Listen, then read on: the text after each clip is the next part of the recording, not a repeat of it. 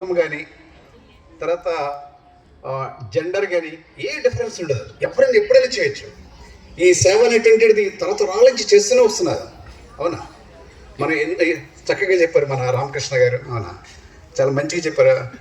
ఎలాగా వివేకానంద స్వామి గారికి ఎలాగా ఇది మానవ సేవే మాధవ సేవ అనేటి దాన్ని తీసుకురావడానికి ఎంత కష్టపడ్డారు అంటే ఇప్పటి నుంచో జరుగుతుంది సేవ అనేటువంటిది. అయితే కొంతమంది ఉన్నట్టు ఆర్గనైజేషన్స్లో పనిచేస్తూ దాన్ని ఇంకా డెవలప్ చేస్తున్నారు. లైక్ రెడ్ క్రాస్ సొసైటీ కానీ, నేను ఇప్పుడు కూడా రెడ్ క్రాస్ ఇంటర్నేషనల్గా ట్రావెల్ చేసినప్పుడు రెడ్ క్రాస్ డొనేషన్ బాక్సెస్ ఉంటాయి నా దగ్గర. ఇప్పుడు చిన్న చిన్న క్యాష్ ఉంటే కనుక దాంట్లో వేస్తుంటాను యాజ్ రెస్పాన్సిబిలిటీ. అవునా? ఆ తర్వాత మరి ఇది ఇటువంటి సంస్థలు చాలా ఉన్నాయి. అంటే రామకృష్ణ మఠం కానీ, తర్వాత మరి మన అంటే చాలా సంఘాలు అనేటిది.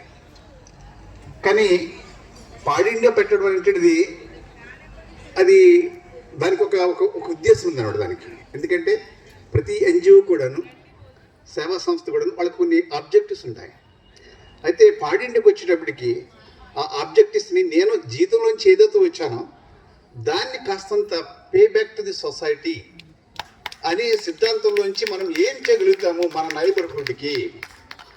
First my family, first my neighbourhood, my village, then the surrounding villages. అన్న ఇటువంటి వాళ్ళకి మనం ఏ రకంగా సేవ చేయొచ్చు, దీన్ని పేబ్యాక్ సొసైటీ అనే కాన్సెప్ట్లో నుంచి నేను చాలా అధ్యయనం చేసి ఈ పాడ్ ఇండియా అనే సంస్థని పెట్టడం జరిగింది. ఇది ఉదాహరణకి ఇప్పుడు 2011లోనో, అంటే ఆల్మోస్ట్ 15 years అవుతుంది ఇప్పుడు. ఇది నెక్స్ట్ జనవరికి.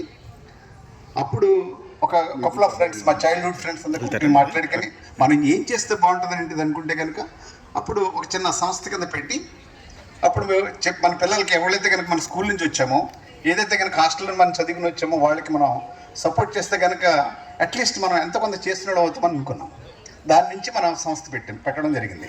అది ఒక ఎర్నగూడలోనే పెట్టడం జరిగింది. అప్పుడు గ్రాడ్యువల్గాను చాలామంది దీన్ని ఆచరించడం ద్వారాను, తర్వాత చాలామంది ఎంకరేజ్ చేయడం ద్వారాను ఈ ఈ సంస్థ అనేటిది గ్రాడ్యువల్గా వాలంటీర్స్ అనేటిది చుట్టుపక్కల గ్రామాల్లో కూడా ఇది పెరిగింది అనేది. తర్వాత నేను ఇంటర్నేషనల్గా పనిచేస్తున్నాను కాబట్టి నా ఆలోచన ఎవరికైతే వస్తుందో వాళ్ళంతా కూడా గ్లోబల్లీ కూడా చాలామంది ద వాలంటీర్స్ దీంట్లో జాయిన్ అయ్యారు. అక్కడ ఎవరు లేరు, వాళ్ళు ఎక్కడికి ఎవరు కూడా. కొంతమంది డైరెక్టర్స్ కిందను, కొంతమంది అడ్వైజర్స్ కిందను, కొంతమంది అంబాసిడర్స్ కింద కూడా పనిచేస్తున్నారు. అంతా కూడా వెబ్సైట్లో ఉంది. ఇక్కడ మీకు ఎప్పుడన్నా వీలుంటే కనుక www.padindia.org ఇక్కడ ఏదైతే ఉందో ఒకసారి వెళ్ళి చూడండి. చూస్తే కనుక ఈ సంస్థ అంటే గ్రామంలోనే కాకుండాను, మన ఈ వెస్ట్ గోదావరిలో, ఈస్ట్ గోదావరిలోనే కాకుండాను ఇంకా చాలా దిక్కులు ఉన్నదని అంటాడు. దీన్ని స్ఫూర్తిలో తీసుకుని మేము ఏం చేస్తామంటే ఈ సంస్థను ఇంకా పెద్ద ఎత్తున ఇంకా తీసుకెళ్లాలనే ఉద్దేశంతో దీనికి లీగల్ రిజిస్ట్రేషన్ తీసుకోవాలనే ఉద్దేశంతో, ఎస్పెషల్లీ కోవిడ్ టైంలో ఏం జరిగిందంటే చాలామంది మాకున్న ఫ్రెండ్స్ అందరూ వాలంటీర్స్ అందరూ కూడా, కొంతమంది గ్రౌండ్ వర్క్లో పనిచేస్తున్నారు, ప్రతి వాళ్ళు కూడా they are running for their life that time. అవునా? కానీ ఒక కమిట్మెంట్ తోటి ఎస్పెషల్లీ మరి సత్యరాజు గారు, తర్వాత అచ్యుతరావు గారు, తర్వాత అంబటి శ్రీనివాస్ గారు, తర్వాత వీళ్ళంతా ఇక్కడ నల్లజల టీం అంతా కూడా అందరూ కూడా మీరంతా కూడా చేశారు. నేను చూస్తాను అన్ని ఫొటోస్ అన్నీ కూడా. But at the same time నేను కూడా అక్కడి నుంచి పనిచేస్తున్నాడు రెగ్యులర్గా 24 hours పనిచేస్తున్నప్పుడు కోవిడ్లోను. ఆ స్ఫూర్తి రావడం ద్వారా ఏమైందంటే దీన్ని మనం ఇన్స్టిట్యూషనలైజ్ చేసి ఇన్స్టిట్యూషన్ నుంచి కూడా ఫండింగ్ తీసుకొస్తే ఇంకా బాగుంటుంది కదా, అప్పుడు మనం ఇంకా ఈ కార్యక్రమం ఇంకా విస్తృతం చేయొచ్చు కదా అనే ఉద్దేశంతో ఏటీజీకి అప్లై చేయడం జరిగింది. ఒక 3 years క్రితం మనం ఏటీజీ తీసుకున్నాం మనం. ఆ తర్వాత నేను ఫారెన్లో ఉంటున్నాను కాబట్టి చాలా ఆర్గనైజేషన్ తెలుసు కాబట్టి ఫారెన్ ఫండింగ్ కూడా మనం తీసుకురావడానికి స్కోప్ ఉంటుందని చెప్పేసి దాని మీద కంటిన్యూస్గా పనిచేస్తున్నాడు. ఎందుకంటే ఏదైనా ఎన్జిఓ కనుక ₹1 తీసుకుంటే కనుక దానికి transparency and accountability and impact ఈ 3 కంపల్సరీ ఉండాలి. ఎందుకంటే ₹1 ఈ రోజున ఎంతమంది ఇచ్చారు? ₹500, ₹5,000 చాలామంది ఇస్తున్నారు. అవునా? ఎందుకు ఇస్తున్నారు? ఒక నమ్మకంతో ఇస్తున్నారు. అవునా? అది నమ్మకం ఏంటంటే ఇది లేనంటి వాళ్ళకి ఈ అమౌంట్ వెళుతుంది, ఈ అమౌంట్ వాళ్ళకి వెళ్తే కనుక ఈ రకమైన ఇంపాక్ట్ వస్తుంది అని అంటున్నారు. ఉదాహరణకి ఇక్కడ మిషన్లు ఉన్నాయి, ఎన్ని మిషన్లు ఉన్నాయి. అవునా? ఆ మిషన్లు ఇవి వేస్ట్ కదా, ఎవరు కూడా. ఆ ఇంట్లో వాళ్ళు మిషన్ తీసుకెళ్తారు, కుట్టుకుంటారు, కొన్ని వాళ్ళంతటా వాళ్ళ బట్టలన్నీ కుట్టుకుంటారు, వాళ్ళ ఎక్స్పెన్స్ తగ్గుతాయి, వాళ్ళకి వీలుంటే కనుక చుట్టుపక్కల కూడా కుట్టి పెడతారు, కొంచెం ఇన్కమ్ వస్తుంది. ఆ తర్వాత వాళ్ళ కనుక మంచి స్కిల్ బాగుంటే కనుక ఇంకో షాప్లోకి వెళ్ళి పని చేస్తారు, వాళ్ళకి ఏం వస్తుంది, అది మంత్లీ ఇన్కమ్ జనరేట్ అవుతుంది, ఎంప్లాయ్మెంట్ జనరేట్ అవుతుంది. తర్వాత ఉమెన్ ఏమవుతుంది, ఎంపవర్డ్ అవుతుంది, ఎంపవర్మెంట్ కూడా వస్తుంది ఉమెన్ కనెక్టెడ్ది. అవునా, వీటన్నింటినీ దృష్టిలో పెట్టుకుని ఒక కంటిన్యూస్గా 3 years ఈ ట్రాన్స్పరెన్సీ, తర్వాత అకౌంటబిలిటీ, ఆ తర్వాత ఇంపాక్ట్ అనేటిది ఇంటర్నేషనల్గా ఎదగాలంటే కనుక ఎలా కావాలంటే దాని మీద దృష్టి పెట్టి పనిచేస్తాం. మేము పనిచేస్తే కనుక ఆ స్థాయికి వచ్చాము. తర్వాత ఎఫ్సిఆర్కి అప్లై చేస్తున్నట్టు ఆయన ఫారెన్ కరెన్సీ రెగ్యులేషన్ యాక్ట్ కింద ఎఫ్సిఆర్కి అప్లై చేస్తే కనుక within 6 months we got the FCR registration. అది నాకు తెలియదు మరి. చాలామంది even mother Teresa FCRS certification కూడా గవర్నమెంట్ హోల్డ్లో పెట్టింది అప్పుడు. బట్ విలేజ్లో నుంచి వచ్చిన మన ఆర్గనైజేషన్కి FCR we got it without anything అంటే. ఓకే, సో అంటే అర్థం అంటే వాట్ నేను ఏం చెప్పదలుచుకున్నానంటే, ఈ ఏదైతే కనుక మన గ్రామం నుంచి ఉండే ఒక ఆర్గనైజేషన్ని దాన్ని ఇంటర్నేషనల్గా తీసుకెళ్ళాలంటే కనుక ఎంతో కష్టపడాలి. దానికి బ్యాక్ బోన్ ఎవరంటే వాలంటీర్స్, దానికి బ్యాక్ బోన్ ఎవరంటే లోకల్గా ఉన్నటువంటి డోనర్స్, దాని బ్యాక్ బోన్ ఎవరంటే కనుక మనకి బెనిఫిషరీస్. ఎవరైతే కనుక బెనిఫిషరీస్ ఉంటారో వాళ్ళకి మంచి వాక్యం చెప్పారనుకోండి, మంచి పదం చెప్పండి, పార్టీ ద్వారా మాకు ఇది వచ్చిందని ఒక విషయం చెప్తే కనుక దట్స్ వెరీ ఇంపార్టెంట్. ఎందుకంటే నేను చూస్తాను ఎక్కడికక్కడ మీరు ఫండింగ్కి వెళ్తే కనుక మీ బెనిఫిషరీస్ ఏం చెప్తున్నారు మీ గురించి, వాళ్ళ యొక్క ఇంపాక్ట్ రిపోర్ట్స్ ఉన్నాయా మీకు, వాళ్ళ యొక్క వీడియో రికార్డింగ్ ఉందా మీకు, ఉంటే కనుక మీ వెబ్సైట్లో ఉన్నాయి. ఇవన్నీ చాలా ప్రశ్నలు అడుగుతారు. ఒక ఫండింగ్ తీస్తారంటే కనుక చాలా కష్టపడి దానికల్లా ఎంతో కష్టపడాలి.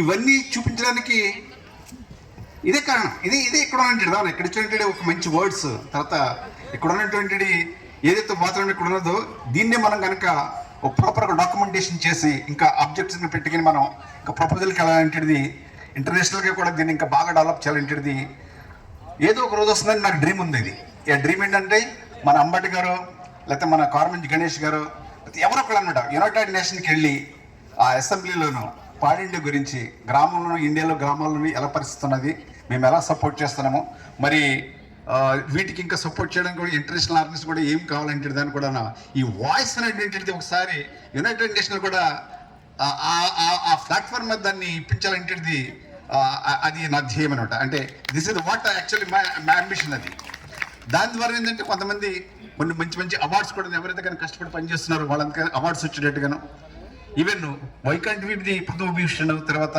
భారతరత్న అంటే అవార్డ్స్ కూడా పార్ట్ ఇండియాలో పనిచేసే వాళ్ళు గ్రాడ్యువల్గా వాళ్ళు ఆ స్టెప్ అప్ అవుతున్నారంటే నా పూర్తి నమ్మకం అది.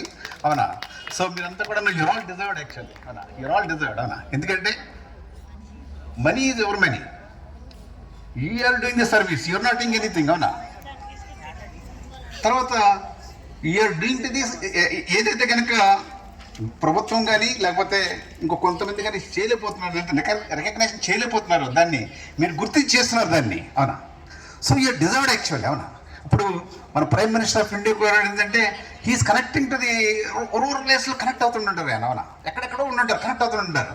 ఏదో ఒక రోజున పార్ట్ ఇండియా కూడా అలా కనెక్ట్ అవుతుంది. అవునా, దీనికి అంతా కూడా మీరు పైకి తీసుకెళ్తారు.